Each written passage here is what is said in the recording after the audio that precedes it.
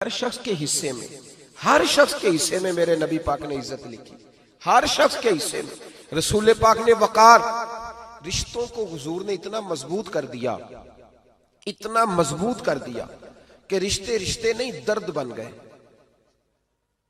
ماں کا نام آتا ہے تو آنکھوں میں آنسو آ جاتے ہیں نا، ماں کا نام آتا ہے تو دل تڑپتا ہے نا۔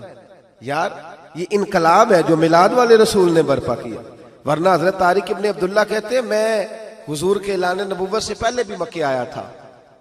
آپ فرماتے میں نے ایک بوڑھی عورت کو، ایک نوجوان کو گلے میں رسی ڈال کے گھسیٹ کے لے جاتے دیکھا، تو میں نے اس سے کہا کہ یہ کیا کر رہے ہو، کون ہے یہ بی بی، کیا مسئلہ ہے؟ تو وہ کہنے لگا جی میری اماں ہے، بوڑھی ہو گئی ہے، کسی کام کی نہیں رہی تو بیچنے جا رہا ہوں، چلو کسی کے برتن جب مانجے گی تو میرے تو پاس کچھ نفع آئے گا نا بیچنے۔ یہ داستانیں نہیں، ابھی بھی جن لوگوں کی طبیعت سخت ہوتی ہے وہ قتل نہیں کر دیتے ماں باپ کو۔ واقعہ سنے نا آپ نے کہ ابا میرے نام زمین نہیں کر رہا تو مار دیا۔ جب کلیجے سخت ہوتے ہیں تو کام ہو جاتا ہے۔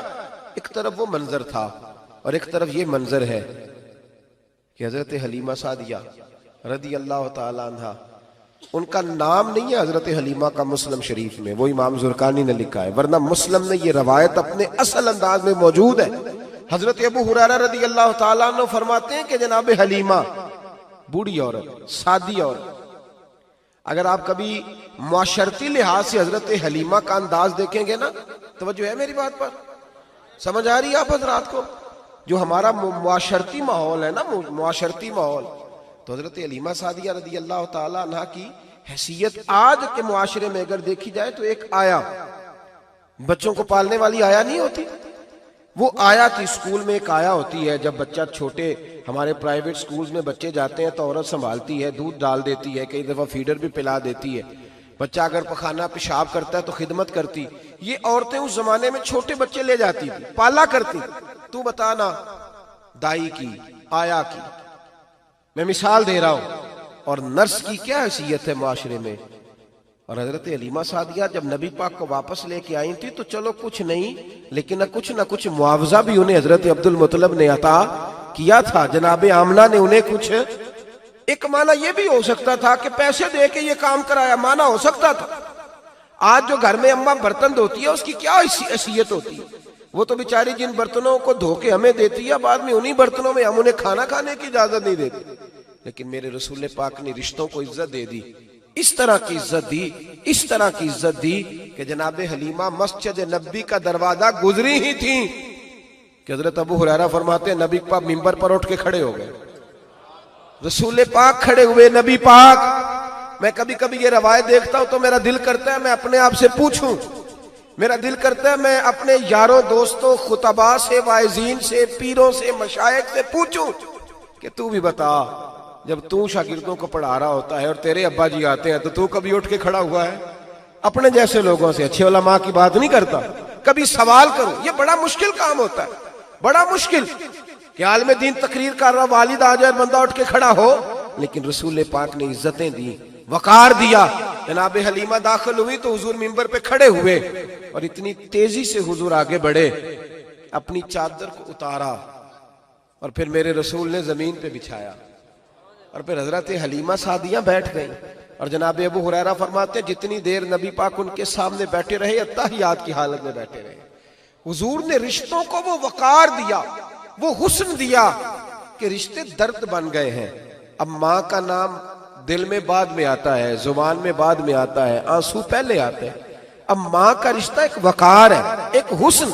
الحاوی للفتاوی میں امام جلال الدین سیوطی رحمت اللہ نے لکھا ہے فتح مکہ کے بعد نا کمال ہو گیا، وَرَأَيْتَ النَّاسَ يَدْخُلُونَ فِي دِينِ اللَّهِ أَفْوَاجًا، فوجوں کی فوجیں دین میں آ گئی۔ ایک زمانہ تنہائیوں کا ہوتا ہے، ایک عروج کا ہوتا ہے۔ عروج کے زمانے میں بڑے تعلق، بڑے رش، بڑی باتیں۔ اب حال یہ تھا فتح مکہ کے بعد کہ پہلے تو ایک آدھ آدمی کلمہ پڑھتا تھا، فوجوں کی فوجیں آتی۔ ایک دن نہ نبی پاک نماز پڑھانے آئے مسجد میں، میرے نبی پاک صلی اللہ علیہ وسلم جب مسجد میں آئے تو مسجد کھچا کھچ بھری ہوئی، گلیاں بھی بھری، 10,000 کے قریب لوگ مدینے میں جمع ہیں۔ حضور کے پیچھے نماز پڑھنے کے لیے. پڑھیے صلی اللہ علیہ وسلم. نبی پاک صلی اللہ علیہ وسلم تشریف لائے نا، جیسے ہی مسجد میں داخل ہوئے تو 10,000 کا مجمع اٹھ کے کھڑا ہو گیا. ہمارے لیے لوگ کھڑے ہوتے ہیں تو ہماری آنکھیں پرنم نہیں ہوتی، بلکہ ہم اپنا حق سمجھتے ہیں. ہم کہتے ہیں ان کا بنتا ہے کھڑے ہونا. حالانکہ بھائی دنیا سب کے لیے کھڑی نہیں ہوتی. جب کوئی کھڑا ہونا تو نظر جھک جانی چاہیے اور تیرے دل میں خیال آنا چاہیے کہ یا اللہ مجھ پہ رحم ہی رکھنا، اے اللہ میری پردہ پوشی کرنا، یا اللہ یہ تیری دی ہوئی عزت ہے، مہربانی کر، خفیہ تدبیر سے محفوظ فرما. کہ ہمیں احساس نہیں ہوتا الا ماشاءاللہ. اللہ کے محبوب داخل ہوئے تو 10,000 کا مجمع کھڑا ہو گیا. 10,000 آدمی کھڑا ہو تو ایک کیف بنتا ہے. تو میرے جیسا آدمی تو ویس کوٹ سیدھی کرنے لگ جاتا ہے نا کہ بڑی شان ہے جناب، کالر ٹھیک کر لو، دستار سیدھی کر لو، کیا بات. اتنے لوگ بھی کبھی کسی کے گاڑی کے پیچھے بھاگے. لیکن نبی پاک کا انداز کیا تھا؟ رسول پاک کی آنکھوں میں آنسو آ گئے. 10,000 آدمی کھڑا ہوا، حضور رو پڑے اور اتنا روئے کہ جناب ابو ہریرہ رضی اللہ تعالیٰ عنہ فرماتے ہیں کہ میں نے نبی پاک کے سینے سے آواز نکلتی دیکھی. جب آدمی زیادہ روتا ہے تو سینے سے آواز آتی. حضور روئے کہ سینے سے آواز آئی. آپ فرماتے ہیں پھر حضور نے آنسو پوچھے، پھر نماز مکمل ہوئی.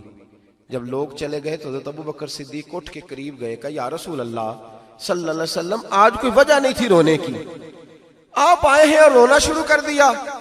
تو میرے محبوب فرمانے لگے آج جب میں نے اپنی وہ شانیں دیکھی، وہ مقام دیکھا تو مجھے اپنی اماں کی یاد آ گئی. ماں کی یاد، رشتوں کو وہ عزت دی، وہ وقار دیا، وہ حسن دیا. کہاں نماز کے لیے لوگوں کا کھڑا ہونا اور کہاں اماں کی بات چھیڑ دینا. میرے حبیب فرمانے لگے مجھے اپنی اماں آمنہ کی بات یاد آئی. میری ماں نے تو وہ دور دیکھا تھا جب وجود پہ کپڑے بھی پورے نہیں تھے، دل کرتا تھا آج اماں موجود ہوتی، میں نماز پڑھانے آتا، اللہ اکبر کہہ کے نیت باندھتا، سبحانک اللہ کے بعد سورہ فاتحہ پڑھتا اور سورہ فاتحہ مکمل پڑھ لیتا کہ میری اماں آمنہ کو کوئی کام یاد آتا. وہ پردہ سرکا کے کہتی بیٹا محمد میری بات تو سننا. تو محبوب فرماتے اللہ کی عزت کی قسم میں نماز چھوڑ دیتا، پہلے ماں کی بات سن کے آتا. میں چھوڑ دیتا نماز. وقار دے دیا، وقار، وہ حسن بخشا، وہ توانائی بخشی. کہتے پہلے تو حضور رو رہے تھے نا، جب حضور نے وضاحت کی تو پھر سارے رونے لگ گئے، پھر سب رونے لگ گئے. پھر اپنا اپنا درد، اپنا اپنا ذوق، اپنا اپنا شوق. کیوں نہیں تو ماں کو عزت دیتا؟ کیوں نہیں تو چند گھڑیاں باپ کو ٹائم دیتا؟